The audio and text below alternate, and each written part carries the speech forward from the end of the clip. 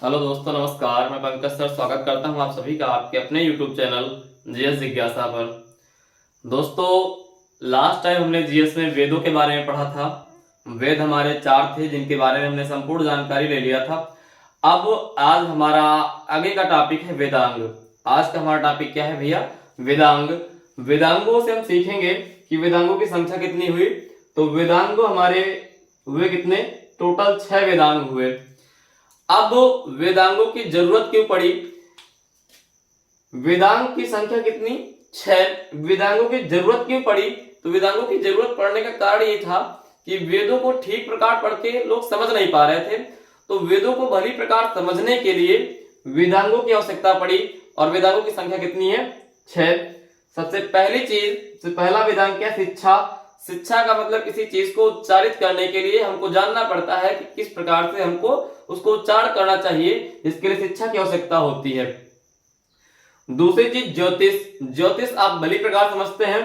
उसके बाद कल्प। कल्प का मतलब क्या था? कर्मकांड था। उसके बाद व्याकरण। व्याकरण का मतलब है किसी भी भाषा को बनाने के लिए उसके शब्दों की व्युत्पत्ति करना होता है, शब्दों को बनाना होता है, चयन करना होता है, तो व्याकरण का काम था। निरुक्त का मतलब था भाषा विज्ञान। उसके बाद छंद का तात्पर्य था चतुष्पदी श्लोक। तो हमारे 6 वेदांग हुए। कौन कौन से? शिक्षा, ज्योतिष, कल्प, व्याकरण, निरुक्त और छंद। कौन कौन से भैया? एक बार फिर से जो है याद करेंगे। शिक्षा, ज्योतिष, कल्प, व्याकरण, निरुक्त और छंद। शिक्षा, ज्योतिष, कल्प, व्याकरण, निरुक्त और छंद। शिक्षा, ज्योतिष, कल्प, व्याकरण, निरुक्त और छंद। आई थिंक याद हो गए होंगे। अब वेदांगों के बाद हम बात करें तो हमारे पास महाकाव्य कितने हुए? ध्यान दीजिए, महाकाव्य।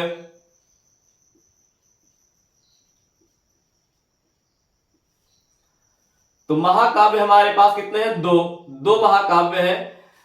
अब दो महाकाव्यों में से सबसे पहला महाकाव्य हमारा है रामायण। सबसे पहला महाकाव्य हमारा रामायण। दूसरा हमारा महाकाव्य महाभारत।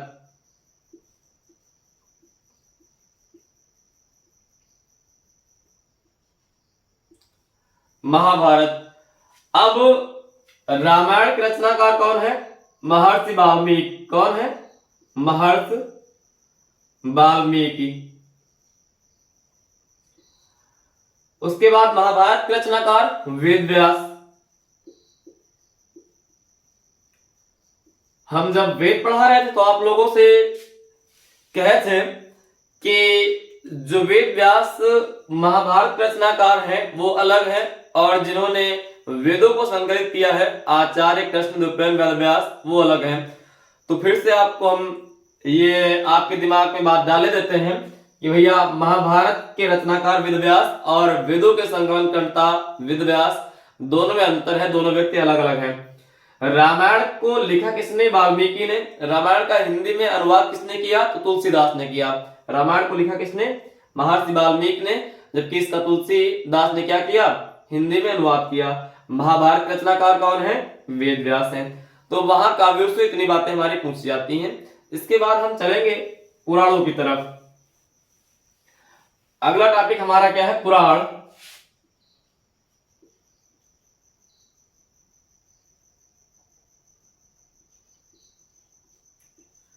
ध्यान दीजिए, पुराणों से बात करी जाए तो पुराणों की संख्या सबसे पहली बात करें तो कितनी है?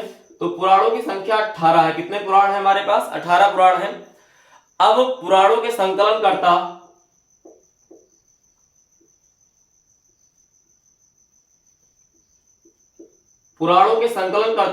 कौन हुए? दो व्यक्ति हैं। एक है लोमहर्ष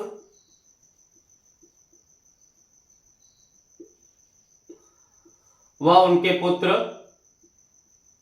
उग्रश्रवा। पहले व्यक्ति कौन है? लोमहर्ष। और दूसरे व्यक्ति कौन है? उग्रश्रवा। लोमहर्ष के ही पुत्र हैं उग्रश्रवा।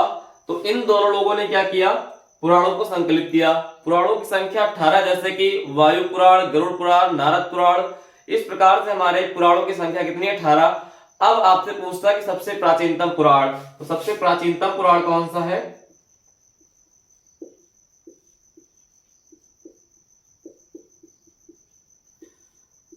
पुराण। तो सबसे प्राचीनतम पुराण हमारा है मत्स्य पुराण।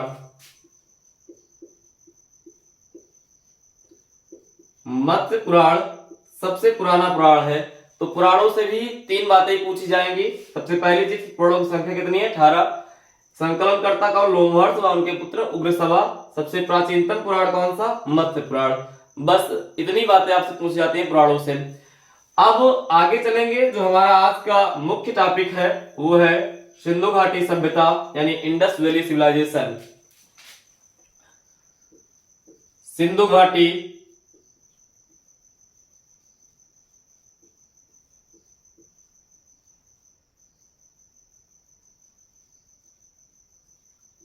सभ्यता। ध्यान दीजिए, अब अगर जो हम बात करें सिंधु घाटी सभ्यता, तो क्या थी सिंधु घाटी सभ्यता, क्यों हमको इसको जानना पड़ा? ध्यान दीजिए, सिंधु घाटी सभ्यता जैसे आज हमारी सभ्यता निवास करती है शहरों में, वैसे ही सभ्यता भी निवास करती थी।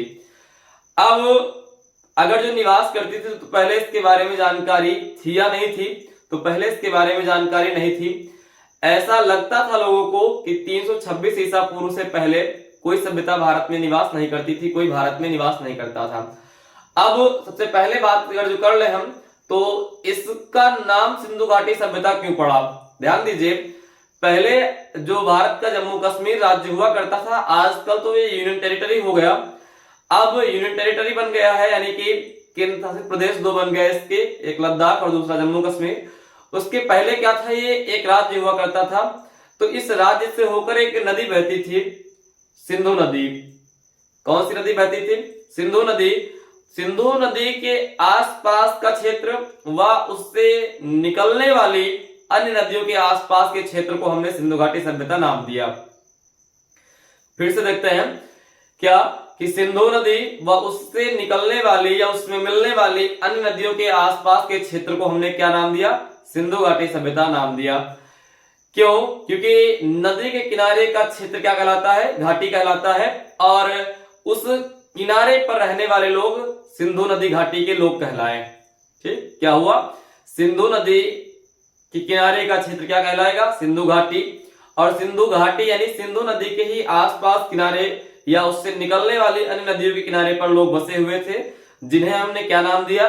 सिंधु घाटी सभ्यता नाम दिया। अब धीरे धीरे करके सिंधु घाटी सभ्यता के बाद सिंधु नदी व उनसे निकलने वाली अन्य नदियों के आसपास के क्षेत्र के अलावा भी, जैसे कालीबंगा, रोपड़, ये क्षेत्र ऐसे थे जो उसके आसपास के नहीं थे। ये क्षेत्र लोथल बीसी में शामिल था, तो ये उसके क्षेत्र के आसपास के नहीं थे, जो सिंधु नदी की सहायक नदियों से या उसमें मिलने वाली नदियों से बने हुए क्षेत्र थे। तो उसके बाद बात करी जाए कि इसका नाम सिंधु घाटी सभ्यता पड़ गया। सिंधु घाटी सभ्यता में सबसे पहले जो खोजा गया स्थल था वो था हड़प्पा। सिंधु घाटी सभ्यता के तहत सबसे पहले खोजा गया स्थल क्या था? हड़प्पा, जिसके कारण इसे हड़प्पा सभ्यता भी कहते थे। अब एक एक बात को हम नोट करते चलेंगे। हाँ, ध्यान दीजिए, सिंधु घाटी सभ्यता नामकरण के पीछे का राज क्या है? तो सबसे पहली बात इसमें हुई कि सिंधु व उसके सहायक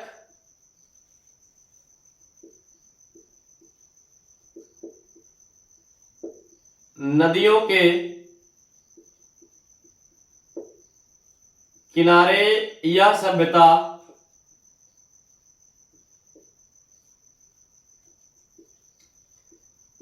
निवास करती थी।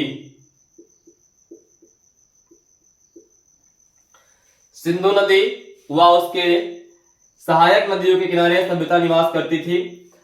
हाँ, अब ध्यान दीजिए, अगली बात हमारी ये है कि सिंधु घाटी सभ्यता के बारे में जानकारी हमको कब मिली?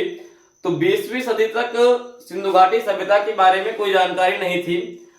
वर्ष 1921 में दयाराम साहनी ने सबसे पहले हड़प्पा को खोजा। दयाराम साहनी के द्वारा सबसे पहले खोजा गया स्थल क्या था? हड़प्पा। तो इसके पहले की भी थोड़ी हम कहानी जान लें। जैसे कहा गया कि 326 ईस्वी में जब सिकंदर का आक्रमण हुआ, तो सिकंदर के आक्रमण के समय के पहले भारत में कोई सभ्यता निवास नहीं करती थी। तो जब सिकंदर का आक्रमण हुआ तो सबसे पहले इस बात की सिकंदर कहां से आया, सिकंदर कहां का था, कौन था, ये जानकारी ले ली जाए। तो ध्यान दीजिए, सिकंदर मैसिडोनिया या उसी को हम मकदूनिया के नाम से भी जानते हैं, सिकंदर मकदूनिया का रहने वाला था। इसने 20 वर्ष की अवस्था में अपना राज्याभिषेक इसका हुआ और राज्याभिषेक के 20 वर्ष के बाद इसने राज्यों को या देशों को जीतने की नीति शुरू करी और धीरे धीरे करके बहुत सारे देशों को जीतते हुए आगे बढ़ रहा था। इसने 326 ईस्वी में भारत पर आक्रमण किया। इसका भारत पर आक्रमण कब हुआ? 326 ईस्वी में। ध्यान दीजिए, तब 326 ईसा पूर्व में, तब भारत, पाकिस्तान, अफगानिस्तान ये सब एक ही में हुआ करते थे, एक ही हिस्सा हुआ करता था। तो तक्षशिला के आसपास का जो क्षेत्र था, तक्षशिला के आसपास के क्षेत्र का एक राजा हुआ करता था जिसका नाम था अंभी। सबसे पहले इसने अंभी पर आक्रमण किया। तो जब अंभी पर आक्रमण करने वाला था तो आक्रमण से पहले ही अंभी ने आत्मसमर्पण कर दिया। आत्मसमर्पण करने के साथ साथ इसने बहुत सारे उपहार इसको दिए। उपहारों में इसने हाथी घोड़े भी इसको दान दिए। अब जब हाथी घोड़े इसको दिए तो उसके बाद इसके आसपास के जो और छोटे राजा हुआ करते थे उन्होंने सोचा कि जब अंभी हार गया, अंभी ने आत्मसमर्पण कर दिया सिकंदर के आगे, तो हम तो बहुत छोटे राजा हैं, हम सब भी आत्मसमर्पण कर देते हैं। तो आसपास के अधिकतर क्षेत्रों के राजाओं ने क्या किया? सिकंदर के सामने आत्मसमर्पण कर दिया। जब सिकंदर के सामने आत्मसमर्पण कर दिया तो सिकंदर का रुतबा भारत में और बढ़ने लगा। धीरे धीरे करते ये खैबर दर्रे से होकर जो है सिंधु घाट ने सिंधु नदी को पार करते हुए भारत में अन्य राज्यों में प्रवेश करता है।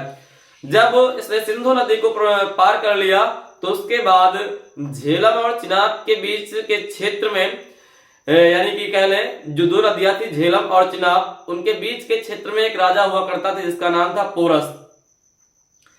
अब बारी पोरस की थी। तो पोरस को सबसे पहले इसने जब आमंत्रित किया तो पोरस से इसने कहा कि आत्मसमर्पण कर दो।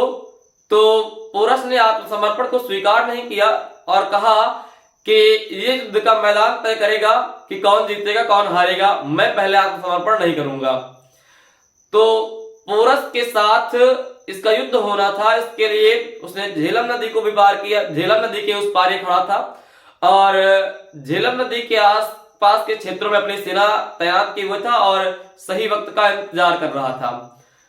बारिश का समय था, झेलम नदी में काफी पानी था और उस समय इसने सही समय देखते हुए क्या किया? अपनी सेना को नदी पार करा दिया। जब अपनी सेना को नदी पार करा दिया तो नदी पार कराने के बाद अब झेलम के पास युद्ध हुआ जिसका नाम हुआ झेलम या वितिस्ता या हाइडेस्पीच का युद्ध। ध्यान दीजिए, कितने नामों से जाना जाता है? झेलम का युद्ध या वितिस्ता का युद्ध या हाइडेस्पीच का युद्ध, क्योंकि झेलम नदी का प्राचीन काल में नाम क्या हुआ करता था? वितिस्ता। झेलम का प्राचीन काल में नाम क्या हुआ करता था? वितिस्ता नदी। इसीलिए इसे वितिस्ता का युद्ध, झेलम का युद्ध या हाइडेस्पीच का युद्ध भी कहते हैं। किनके किनके मध्य हुआ? सिकंदर और पोरस के मध्य हुआ। इस युद्ध में पोरस बहुत वीरता के साथ लड़ रहा था। पोरस के जो साथी थे उन्होंने बीच में दगेबाजी करी, उसकी सेना ने भी दगेबाजी करी। सेना छोड़कर चली जाती है, उसके साथी छोड़कर चले जाते हैं। बीच में युद्ध के दौरान एक बार फिर से सिकंदर पूछता है कि तुम आत्मसमर्पण करना चाहते हो? तो सिकंदर ने ना कर दिया और कहा कि नहीं, मैं आत्मसमर्पण नहीं करूंगा, अंतिम तक लड़ूंगा। धीरे धीरे करते हुए अंतिम तक लड़ा। उसके पहले उसका पुत्र मारा गया। उसके बाद पुत्र के मरने के बाद फिर इसके भी मरने का नंबर आया। जब इसके मरने का नंबर आया तो सिकंदर ने पूछा कि तुम्हारे साथ कैसा व्यवहार किया जाए, तुम्हारे साथ कैसा सलूक किया जाए? तो पोरस ने जवाब दिया, जैसा एक राजा दूसरे राजा के साथ करता है। इस बात को सुनकर सिकंदर बड़ा प्रसन्न हुआ और सिकंदर ने उसको एक वीर शासक के रूप में जाना और ये माना कि सिकंदर ने मेरे सामने हार नहीं स्वीकार करी, यानी कि वो हारा नहीं, वो जीता। तो इस प्रकार से क्या हुआ कि बाद में इतनी वीरता, इतने साहस को देखने के बाद सिकंदर ने पोरस से जीते गए युद्ध क्षेत्र को वापस कर दिया और साथ ही साथ भारत में जीते हुए यानी विजित 15 क्षेत्रों को भी पोरस को दान दे दिया। तो इस प्रकार से हमारा विदिशा का युद्ध या झेलम का युद्ध या हाइडेस्पिस का युद्ध हुआ कब? 326 ईसा पूर्व में, जब सिकंदर ने आक्रमण किया। तो ये बातें तो थी 326 ईसा पूर्व में। लोगों का ऐसा मानना था कि इसके पहले कोई सभ्यता भारत में निवास नहीं करती थी। आइए आप वापस आते हैं हम सिंधु घाटी सभ्यता में। तो सिंधु घाटी सभ्यता में बात करी जाए कि 326 ईसा पूर्व से पहले कोई सभ्यता निवास नहीं करती थी, ऐसा लोगों का मानना था। लेकिन 20वीं सदी में ये स्पष्ट हो गया कि नहीं, इसके पहले भी कोई सभ्यता निवास करती थी। ध्यान दीजिए, सबसे पहले 1826 में एक भूगोलवेत्ता है या इन्होंने जांच करी। जब जांच करी तो जांच करने पर इनको मिला क्या कि यहाँ पर कुछ चीजें शायद है, जिनका नाम क्या था? चार्ल्स मैसन। इनका नाम क्या था? चार्ल्स मैसन। चार्ल्स मैसन के द्वारा कुछ खोजें की गई, लेकिन इन्होंने स्पष्टीकरण नहीं किया। इन्होंने कुछ स्पष्ट रूप से बताया नहीं कि क्या चीजें थी क्या नहीं था। तो कुछ स्पष्ट रूप से बाहर आ नहीं पाया, निष्कर्ष उसका निकल नहीं पाया। उसके बाद 1921 में ब्रिटेन के द्वारा नियुक्त किए गए जॉन मार्शल। कौन नियुक्त किए गए? John Marshall. जॉन मार्शल ये एक खगोलविद बन करके आए, और खगोलविद बन करके आए तो उन्होंने जानने की निष्ठा करी। जब जानने का प्रयास किया तो उन्होंने नियुक्त किया दो व्यक्तियों को। पहले थे दयाराम साहनी,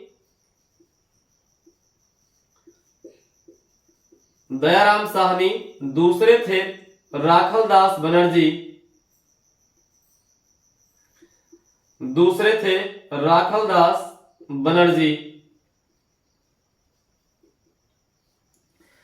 दयाराम साहनी ने 1921 में एक स्थल की खोज किया। कब? 1921 में, जिसका नाम क्या था? हड़प्पा। अब सिंधु घाटी सभ्यता के दौरान सबसे पहले खोजा गया स्थल क्या था? हड़प्पा। इसीलिए हम इसे हड़प्पा सभ्यता के नाम से भी जानते हैं।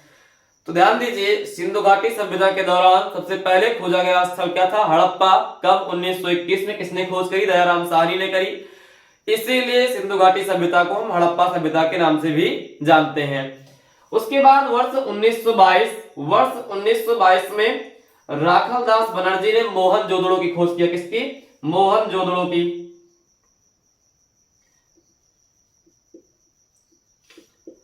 इसके बाद अन्य बहुत सारे स्थल खोजे गए। अब अन्य जब बहुत सारे स्थल खोजे गए तो सबसे पहली चीज ये जान ली जाए कि इसका आकार कैसा था, ये कितने वर्ग किलोमीटर में फैली थी, किस प्रकार की सभ्यता थी, ये सारी बातें कर ली जाए। इसके बाद एक एक स्थल हड़प्पा, मोहनजोदड़ो, कालीबंगा, धौलाधीरा, इन सारी चीजों के बारे में हम बेहतरीन तरीके से जानेंगे।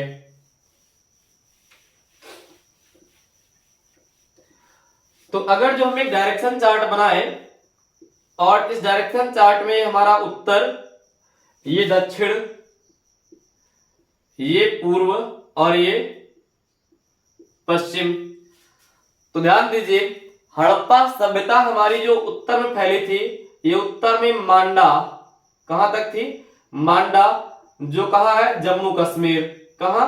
जम्मू कश्मीर। दक्षिण में ये दैमाबाद, कहां तक? दक्षिण में दैमाबाद, जो कहां है? महाराष्ट्र में। उसके बाद बात करें कि पश्चिम में, तो सुक्का गेंडोर।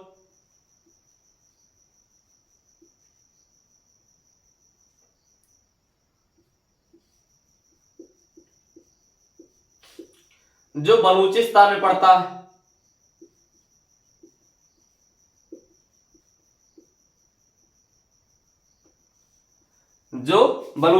पड़ता है।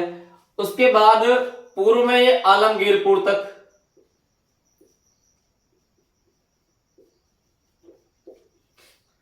जो कहां है? उत्तर प्रदेश में।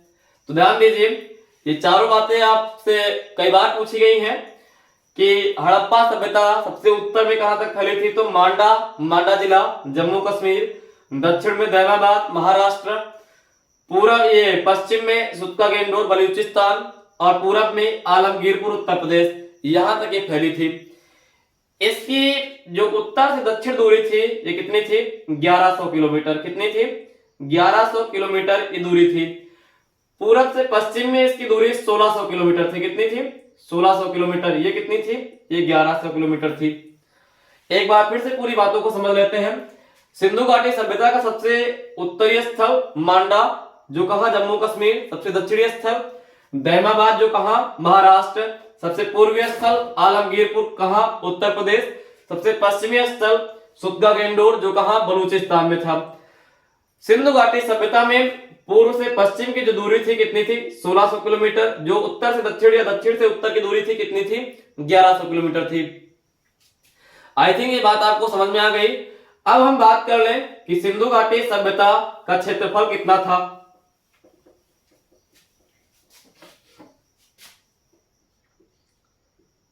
इसका जो क्षेत्रफल था वो लगभग 13 लाख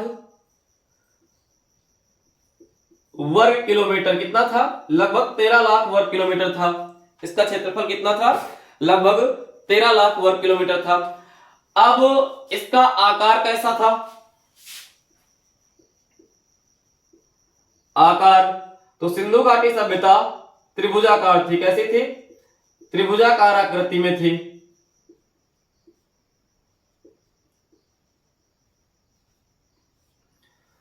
सिंधु घाटी सभ्यता कैसी थी? त्रिभुजाकार आकृति में थी।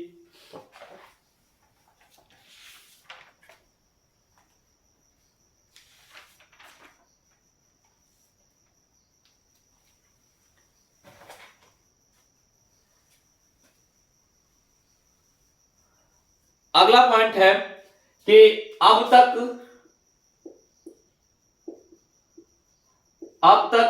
लगभग 2800 स्थल सिंधु घाटी सभ्यता से ज्ञात हुए हैं।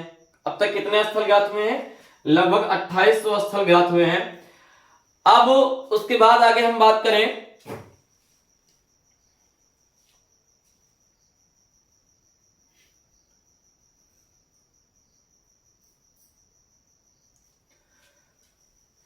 सबसे महत्वपूर्ण चीज क्या थी? सबसे महत्वपूर्ण मानव कंकाल था, जो कहां से प्राप्त हुआ था? मोहनजोदड़ो से।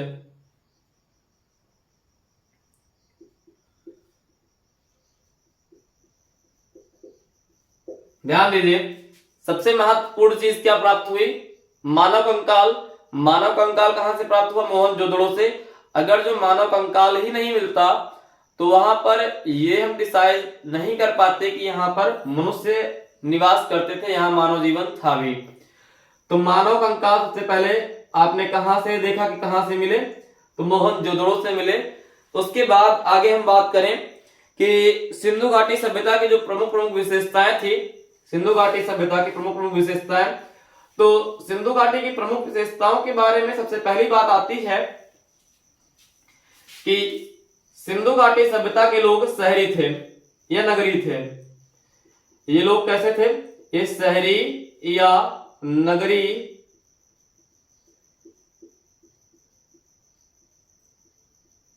सभ्यता थी। कैसी सभ्यता थी? चाहे तो आप कह लें कि शहरी सभ्यता थी या नगरी सभ्यता थी। अब शहरी या नगरी सभ्यता थी, इनके जो मकान बने होते थे कैसे बने होते थे? पक्की ईंटों के मकान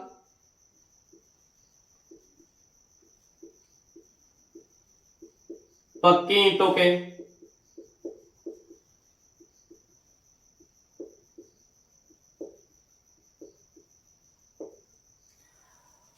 उसके बाद बात करें कि नालियां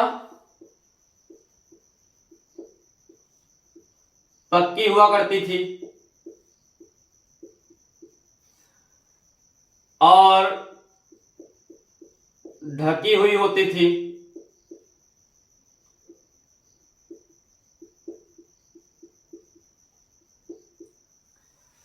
हाँ, ध्यान दीजिए, ये लोग कैसे थे? ये शहरी सभ्यता नगरी सभ्यता थी। मकान इनके पक्की ईंटों से बने होते थे, नालियां इनकी पक्की हुआ करती थी और ऊपर से पत्थर रख करके ये ढकी हुई हुआ करती थी। सिंधु घाटी सभ्यता की सड़कें जो है वो एक दूसरे को समकोण पर काटती थी। अगला पॉइंट है, जैसे देखिए ये यहां से यानी एक सड़क ऐसे जा रही है, दूसरी सड़क आई यहां पर तो सीधी बिल्कुल मिलेगी, यानी कि सिंधु घाटी सभ्यता की सड़कें एक दूसरे को समकोण पर काटती थी।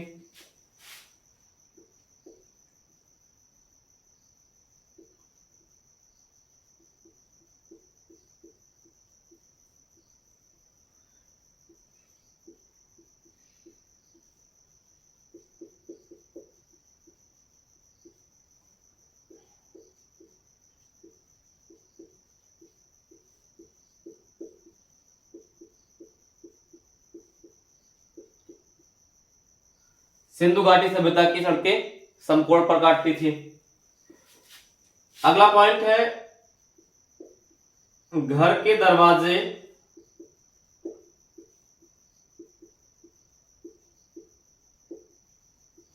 व खिड़कियां मुख्य सड़क पर ना खुलकर पीछे गली में खुलते थे।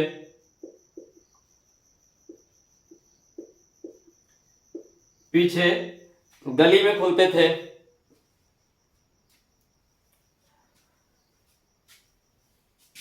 अगला पॉइंट हमारा है, नगर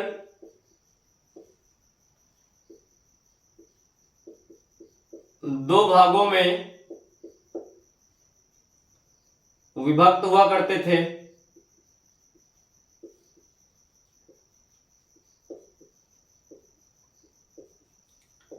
नगर दो भागों में विभक्त हुआ करते थे। जो पहला हुआ करता था वो राजा के लिए हुआ करता था, ये ऊंचा दुर्ग हुआ करता था, और जो दूसरा हुआ करता था वो प्रजा के लिए हुआ करता था।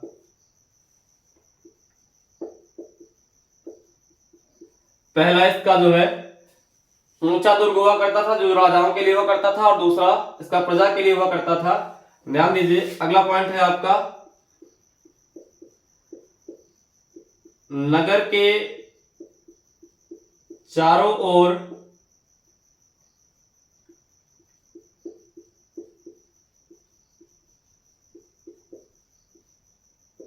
किलेबंदी की जाती थी।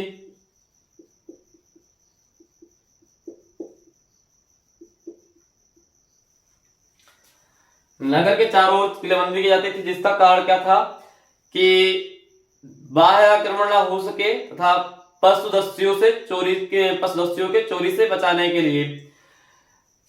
इसका कारण क्या था? बाह्य आक्रमण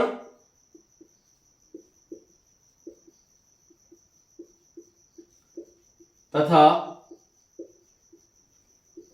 पशुदस्युओं से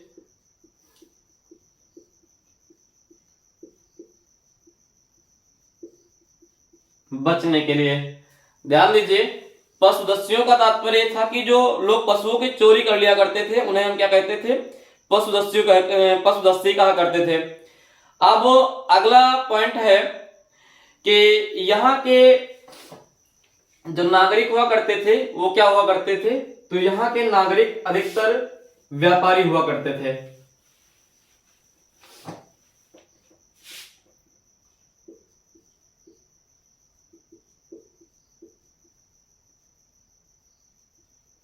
सिंधु सभ्यता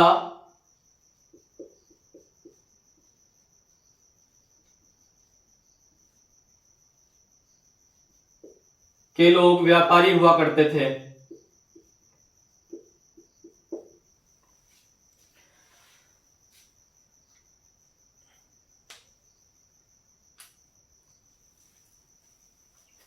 सिंधु सभ्यता के लोग व्यापारी हुआ करते थे।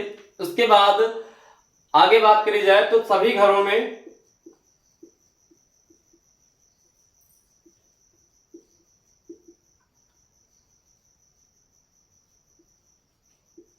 कुआं, रसोई घर और आंगन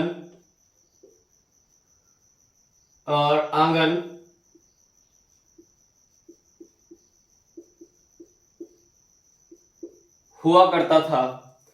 सिंधु सभ्यता के लोग अधिकतर व्यापारी हुआ करते थे। सभी घरों में कुआं, रसोई घर, आंगन हुआ करता था।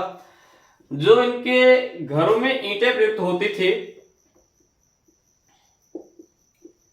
ईंटें, वो लंबाई, चौड़ाई और ऊंचाई में इनका अनुपात 4:2:1 हुआ करता था।